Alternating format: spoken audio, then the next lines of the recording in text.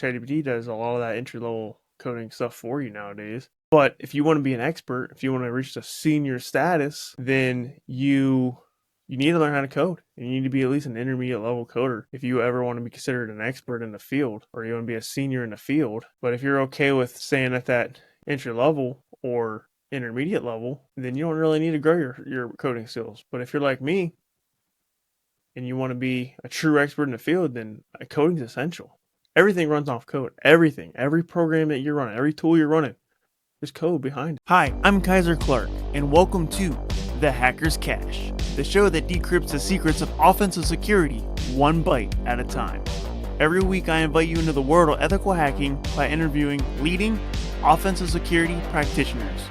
If you are a penetration tester, bug bounty hunter, red teamer, or blue teamer who wants to better understand the modern hacker mindset, whether you are new or experienced, this show is for you.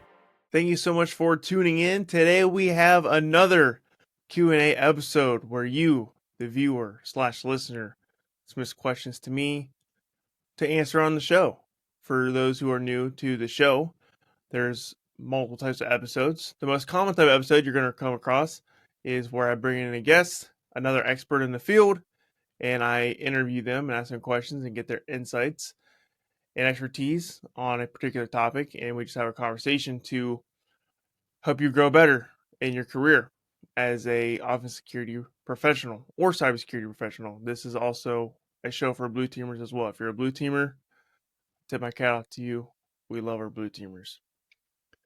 I also do solo episodes. I do those once a quarter, and the Q&A episodes are once per month, and they are the third episode of every single month. And that's what you're listening to, watching right now, Q&A. If you want to submit questions for the show, the best way to do that is go over to my Discord server. You can get the link in the channel /podcast description. Go into the Discord server. You'll see a section called Hackers Cache Questions. Go in there, plop your question, and I'll see that, and I will answer it on the show. Next best way is to leave a comment on the Q&A episodes on YouTube, and other YouTube comments are also eligible for questions for the Q&A episodes. With that being said, let's go ahead and dive into our first question. So the first question is, what are the later stages of a pen tester career path? So this is a good question because there's a handful of options. So once you get your first job as a pen tester, we talk about how to break in as a pen tester all the time. But what happens after you break into the field as a pen tester? Well, there's multiple things you can do. You can go to a senior pen tester, which is more or less the same. You're going to take on some leadership roles, such as, help the junior members out. You're going to be expected to carry out exploits by yourself. You're going to be tasked with consulting by yourself. You're not going to be handheld by a manager as much, and your pay is going to increase, but your responsibilities are also going to increase. So that's an option right there, senior pen tester. Another option you have is red team professional. So red teamers are threat actor emulators. So there's a difference between a red teamer and a pen tester. A pen tester is not really emulating a threat actor. You are performing some of the similar attacks, but a pen tester isn't emulating a threat actor nowhere near as much as what a red teamer would emulate a threat actor. So if you want to get into the real hacker stuff, then red teamer is where it's at. Because I would say right now as a pen tester, one thing that I thought I was going to be doing was I thought it was going to be more, I felt like I was going to be more like a threat actor, but I'm not. I'm just testing the technical controls in an application or a network. And I'm not emulating a threat actor at all. And that was kind of a wake-up call for me because I didn't really expect that once I got into my pen testing position. It's not a bad thing, but because some people, they don't want to emulate threat actors, and being a pen tester is good for them.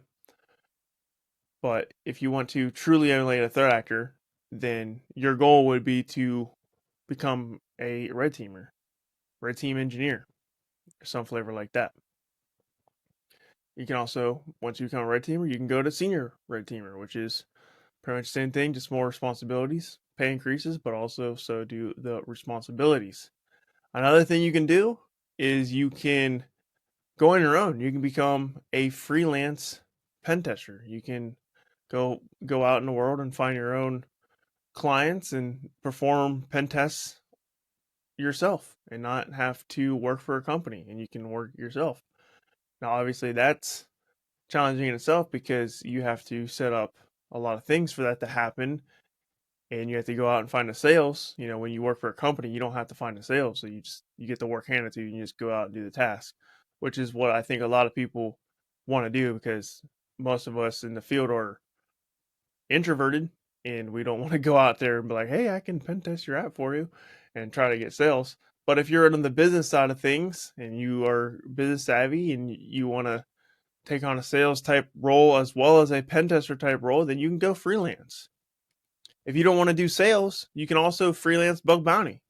Bug bounty, we've talked about on the show a handful of times, but basically these bug bounty platforms, they're open for everyone, and there's no sales that has to happen. They're just like, hey, this company, for example, Tesla or the United States government, the United States government also has bug bounty stuff, and plenty of companies do this. So hey, we have this set of websites. You can find a bug in it. We'll pay you this much. We'll pay you this much for a low. We'll pay this much for a critical, and etc. And they're willing. The details are already there. You don't have to negotiate a sale there. So if you want to be freelance but you don't want to do the salesy stuff, then bug bounty is the way you can go. And you don't even need to have experience to do bug bounty. You can just do it. I would say if you want to be a freelancer, you probably need some sort of experience beforehand, because no one's going to purchase a pen test off of you or a red team engagement off of you if you don't have any experience. So that is, I would say, being a freelancer is more of a later stage thing for a pen tester. But bug bounty can be anytime. You can start literally right now with no experience, and if you find a bug, you find a bug. But I think that's pretty much it. I mean, you can strive for management type roles. You can get out of the technical work and you can go into management type roles. I mean, my manager, he doesn't do pen tests right now. He did plenty of pen tests in the past, but as the company grew, he took more of a leadership role, and he's more or less managing a handful of pen testers now. And that's an option for you as well. If you want to be a manager, then you can do that. Or you can stay technical. If you want to stay technical, you don't have to become a manager. You don't have to be a senior pen tester. You can you can diversify your skill sets. For example, a lot of the work we do as pen testers is network pen tests or web app pen tests. But there's other kinds of pen tests. There's wireless, there's IoT, there's mobile, there's car hacking, hardware hacking, there is social engineering, there is physical pen testing. And there's so many different flavors of pen tests that you can get into. And you can, instead of being a manager, you can learn those other types of pen testing, and you can do those for your company or a different company. So there's a lot of options out there, and honestly, you can't do them all. You can't do them all. There's too many options out there. You have to really pick one and stick with it. And I would say there's tons of things to learn, and I would say just go where you want to go, and you're gonna understand where you want to go once you get in the field. And even if you get into pen testing, if you just want to stay a pen tester, that's okay too. If you just want to be like, yeah, I just want to be a network pen tester, then get better at network pen testing, because you can spend a lifetime doing just network pen tests. Or if you're a web app pen tester, you can spend a lifetime learning all the ins and outs of web apps, and you can get really good at one thing, or you can get pretty good at a lot of things. So it's really just, the world is your oyster. Once you get that first job, there's so many things you can do. But I would say overall, senior pen tester, red teamer, manager, or a specialist going after those weird pen tests, such as IoT hacking, mobile hacking, car hacking, stuff like that is really some of the other options you have. There's obviously other options out there that I didn't even think of because I'm still learning right there with you guys.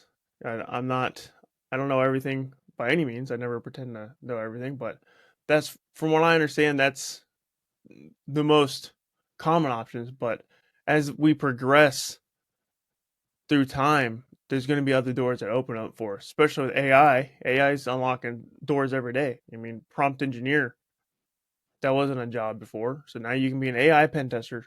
That's another one too.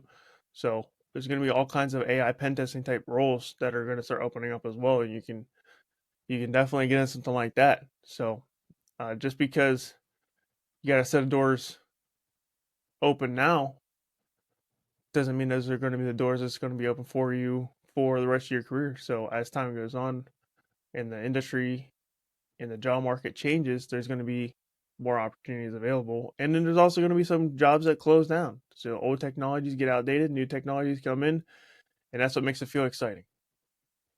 I'm excited to announce that memberships are now live for my YouTube channel.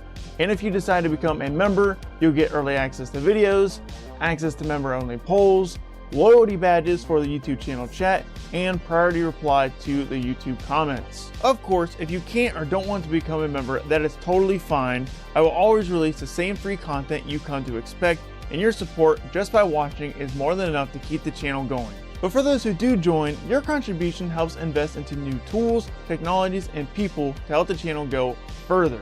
The goal is to create even more content and raise the quality of every video for everyone. Thank you for considering memberships, and as always, thank you so much for your support. Moving on to the next question. Tell me if this path for certificates is good. I would like to start as a SOC analyst, Security Plus, OSDA, and then OSCP. I see that more and more required certificates for SOC analysts include OSCP. Now, Blue Team Level 1 is also appreciated, and so far I've noticed CCD from Cyber Defenders and CDSA from Hack the Box are also good. Please, if you can give me advice on whether I have missed any certificate and which of the ones I have listed would you recommend? So this is a lot here because you're giving a lot of certifications, but I think you're on the right track, right? The OSCP, the gold standard in offensive security certifications right now. And when I say gold standard, I mean it's the most popular and most in demand. It's not necessarily the best. I'm starting to realize that as someone who has OSCP, there's a lot of things I wish it would have told me that it didn't tell me. But it is the gold standard in terms of what's in the most demand. But as a defender, knowing that offensive security skill set is going to be that sets you apart. Not very many blue teamers are doing that. They're just not. I know a lot of blue teamers out there that don't even touch the offense security stuff. So if you get OSCP as a defender, you're like a light year ahead of everybody else. So I would say that's a good one to get. Definitely not mandatory because there's plenty of blue teamers out there that doesn't have OSCP. But if you do get it, you're gonna be shining above the rest when it comes to applying for jobs. And then when you're even on the job, you're going to be able to detect exploits so much better because you're going to be like, oh, I know what this is. I've done this exploit before, because OCP requires a pretty broad knowledge of different exploits out there, both on Linux and Windows. Blue Team Level 1, it's also a very popular one. Can't go wrong with that one. CCD from Cyber Defenders. I've actually never heard of that one. So sorry that I don't know about that one, but the CDSA from Hack the Box, that's one that I've also been eyeballing. I also typically recommend checking out the OSDA from OffSec. That's another OffSec cert, but that's the Blue Team OffSec cert, OSDA. And then that stands for OffSec Defense Analyst. And then there's also the OffSec Threat Hunter, that's the OSTH, the OffSec IR, that's Incident Responder. And then you also got to consider the TCM Security PSA, the Practical Security Analyst Associate. So there's actually a lot of hands-on blue team certs that just recently came out. Hack the Box came out with one. Offsec has came out with 3 now, and TCM Security came out with one as well. So I will also look into those if you're trying to become a defender. The more hands-on certs you get, the better. In my opinion, you can't really go wrong with any of them because I would say they're all equally in demand because they all kind of came out about the same time. I think the OSDA for OffSec came out before those other ones, but I'm pretty sure the Blue Team Level 1 came out before all of them. So Blue Team Level 1 might give you the most recognition, but I know Blue Team Level 1 that's more of a European cert, so it might not have as much weight here in the United States. But if you're in Europe, I think Blue Team Level 1 might be your best option. But overall, like as long as you're doing some hands-on certification, you're doing good. I don't think you missed any. Well, I guess I just mentioned a bunch that you missed, but it's not about missing them. It's more about, hey, be aware of these, and you might want to consider going after these other certifications. So definitely check out the TCM and the OffSec Defender certifications. And you don't need them all. I would say just pick a handful and then go from there. This question is really good because it came from. This is a question that was asked on the last Q&A question episode about when I was talking about AI. And this question is, which domain is safest one against AI? And that's a really good question because what domain is the safest against AI? And in my opinion, out of all the tech roles, I think cybersecurity is the safest against AI out of all the tech roles. Why? Because cybersecurity is so hard. It's so difficult. And out of all the cybersecurity positions, I think the number one that's safe is offense security professionals. So if you're an offense security professional and you want to get into it, I think it's the safest. I think most of the audience is offense security because that's why I made this episode for, specifically for offense security professionals. But even the blue teamers, you're pretty safe against AI as well. But I think offense security professionals are even, a little bit safer than the blue teamers, just because AI can't hack. It just can't.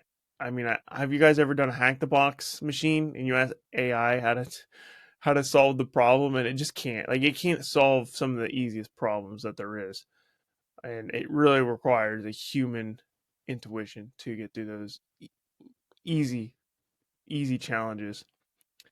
When it comes to which domain is the least safest against AI, in cybersecurity, I'm not talking about all of tech. I'm just specifically talking about all of cybersecurity. And I could be wrong here, but my hunch, my guess, my educated guess is GRC, governance risk compliance. And for those who don't know what governance risk compliance is, it's basically risk management, policy enforcement, policy writing, the legal stuff, all the boring legal mumbo jumbo that no one wants to do. Well, there's are people that want to do it. People like that stuff. Like for people like me, who's like really technical, we would rather much rather do the technical work. It, and like I said, I could be wrong here, but I feel like one of the reasons why governance compliance is so lucrative is because it's so hard to find people that's willing to do that because it is boring. It's a lot of reading. It's like reading the fine print of like a user agreement, like it's just a lot of pages of words, man. And the reason why I know this is because both my degrees, both my master's and my bachelor's degree is in cybersecurity management policy. It's all GRC. That's all it is. It's not technical at all.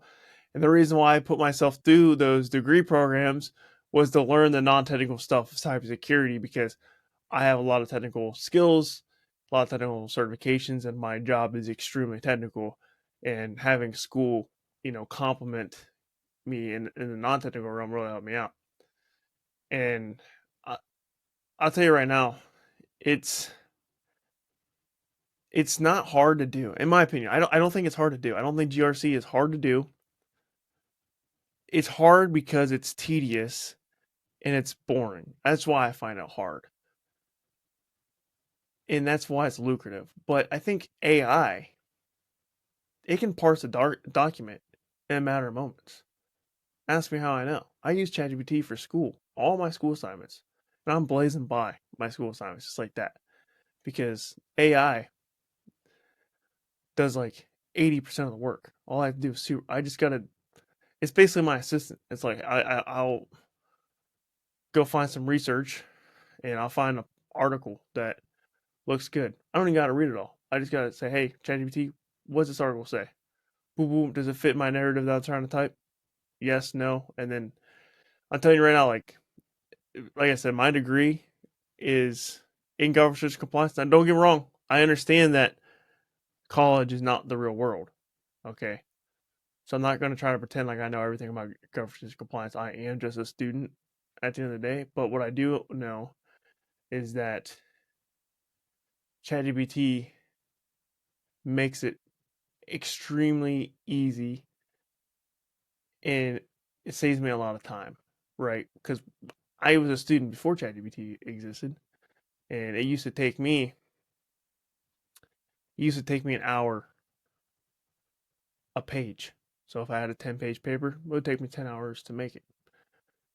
Now I can crank out a 10-page paper in an hour. So it basically 10x my work. Uh, and that's the power of ChatGPT, and ChatGPT is really good at it too. I use ChatGPT a lot. It's my go-to, and you can apply it. When I say ChatGPT, you can use that word. You can replace that ChatGPT with other large language models such as Copilot and what's the other one? Claude, and what's the new one that came out? DeepSeek. All these large language models, they function. They're obviously different in their own ways, but for the most part, they're about the same. You know what I'm trying to say is like it.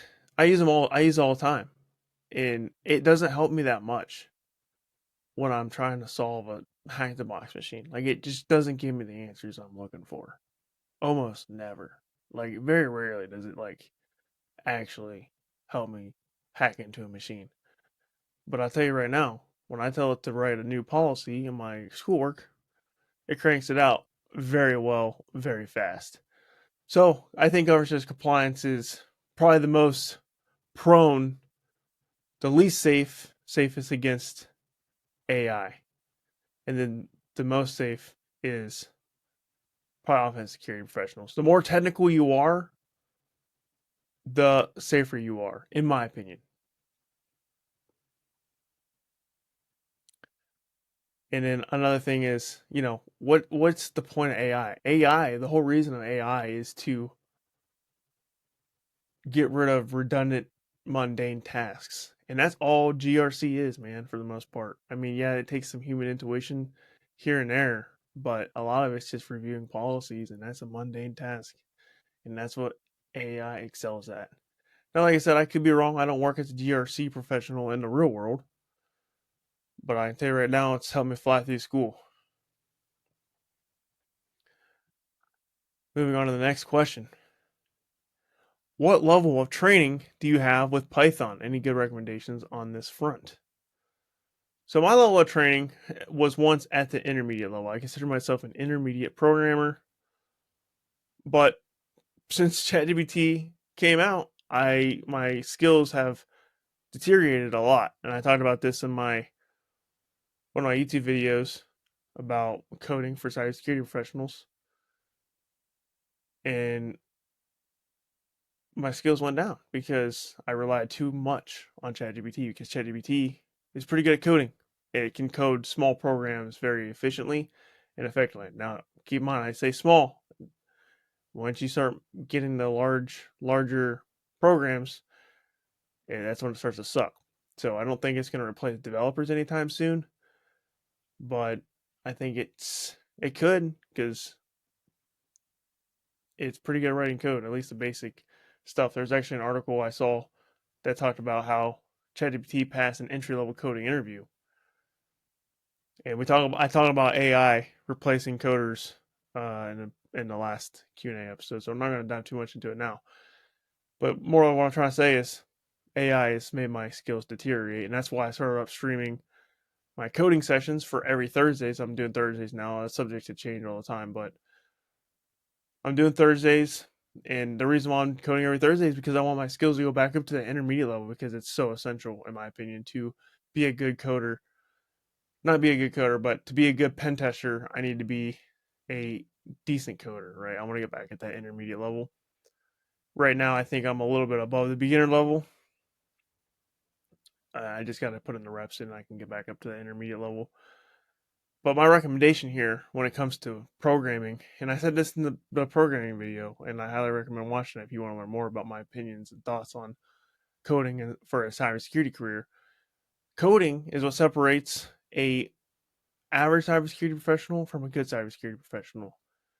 And someone commented on that video, and if you're listening, thanks for tuning in. And not to, with all due respect, I disagree with you. And he said, or she said, the comment said something along the lines of, you don't need to know how to code to be in cybersecurity. And I agree with that. I agree with that. You don't need to know how to code to get your first job. You don't even need to be a very good coder to make a good living, right? Like I said, ChatGPT does a lot of that entry level coding stuff for you nowadays. But if you want to be an expert, if you want to reach the senior status, then you need to learn how to code. And you need to be at least an intermediate level coder if you ever want to be considered an expert in the field, or you want to be a senior in the field. But if you're okay with staying at that, entry level or intermediate level, then you don't really need to grow your coding skills. But if you're like me and you want to be a true expert in the field, then coding is essential. Everything runs off code. Everything, every program that you're running, every tool you're running, there's code behind it, man. And to truly understand the tool, you have to understand the code, your exploits, codes behind it. So overall, yeah, you don't need to be a coder. You don't need to be a developer. You don't even need to be that good at coding. Heck, you don't even really need to know how to code to get started in your career. But if you want to reach the expert level, it's essential. And there's nothing wrong with staying at the entry level, or if you want to stay at the intermediate level. If you don't want to be an expert, then that's okay. But I have a hunch that many of you want to reach the higher upper echelon of the field because you're putting in time listening to this podcast. And that tells me that you are very serious about your career. And that's what this podcast is for, is people who are serious about their career. And if you're not serious about your career, I mean, welcome aboard. Glad to have you here. But yeah, if you're listening to this podcast, you're putting in more work than I would say a lot of people out there. So kudos to you for that. All right. Man, we are on question number 5 already. Let's go ahead and do question number 5. This is gonna be the last one. This one's a long one. Currently 19, graduated with a Associate of Science in Cybersecurity this May. Got my A plus and going for AWS Cloud Practitioner and Network Plus now. Have my AWS test next month. Wish me luck. Good luck on AWS test. After that, hopefully, gonna go for CCNA and try to get a network engineer role no matter what. I like that attitude, no matter what. I have basic Python and C++, but I was wondering, while obtaining certs, which take up like 2-3 hours a day for me, should I focus on hack the box machines more on Python, maybe HTML, JavaScript, CSS? And there's really no right answer here. My answer is do as much as you can with the time you have. And what I'm doing, this is what I'm doing right now. And you can mimic me all you want. What I do is Monday through Friday, I get off work at 6 o'clock p.m. and I will study from about 6:30 to 7 o'clock at night. I start at 6:30 to 7 o'clock, and I'll go for 3 hours. So, if I start at 7, that means I end at 10. And I don't really end at 10 because I take a couple breaks in between there. I got to take go get a couple drinks, go to the bathroom. So it's more, I usually end about 11. So I go from about 7 to 11 studying for a certification. And I do that Monday through Friday. I even do that on the weekends too. The weekends I make content and I spend all day, Saturday and Sunday, making content. And but before I make the content, I will spend 3 hours studying for my certifications. The certification studies take priority over everything. And I'm starting to get in a routine. It wasn't always like that. There was a time where I was only working on content, but once I got good at making the content, then I uh, had more time available for study. But that's what I'm doing now. And then I'm doing my streams on Monday, so I'm not really studying all that much on my Mondays because I'm streaming, but I'm doing some sort of studying. I mean, Hack the Box and Try Hack Me, and I do Portswigger Web Security Academy. All those challenges is a form of studying, so I'm learning something there, even though it's not for a certification. And then on Thursdays, I'm doing my coding sessions for an hour. So I'm doing certification studies, and I'm doing Try Hack Me, Hack the Box, and coding all at the same time. And I'm a full-time college student. Like I said, I'm going for a master's degree in cybersecurity management policy, and for that, I will usually take 2 hours, 2 to 3 hours out of my week to do my schoolwork. That's literally all I spend on my school. I'm considered a full-time college student, and I hope my school doesn't kick me out for saying this, but ChatGPT really helps me out a lot. It saves me a lot of time. Have Without ChatGPT, I would probably be spending way more time on school. And like I know what it feels like to not have ChatGPT because I was a student way before ChatGPT was a thing, and I'm producing the same quality work. It's just I'm doing it at lightning speeds now.